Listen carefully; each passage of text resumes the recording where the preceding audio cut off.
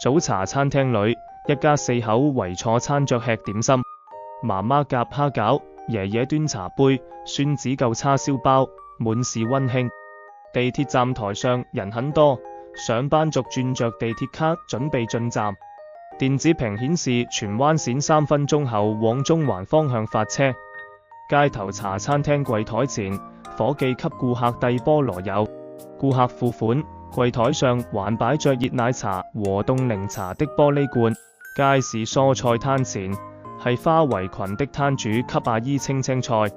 電子秤顯示22元，阿姨拎着海鮮袋還想要2棵蔥。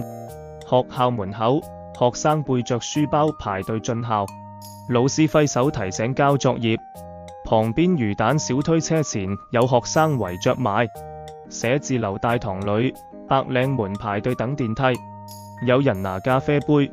電梯顯示到18時，旁邊電子屏滾動股市行情。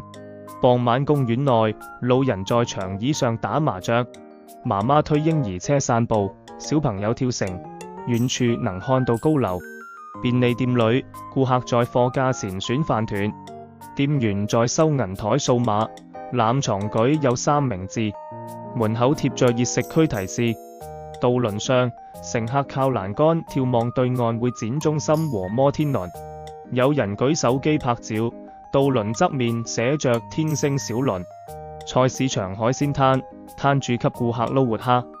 水箱裏有螃蟹鮑魚，旁邊紙牌寫着花甲15元斤特價。夜市街頭，霓虹燈牌亮着雞蛋仔、碗仔翅。攤主在鐵板做雞蛋仔，年輕人排隊等候。晚上居民樓樓下，媽媽帶孩子在便利店買牛奶，爸爸提水果，鄰居阿姨路過打招呼，樓裏燈光明亮。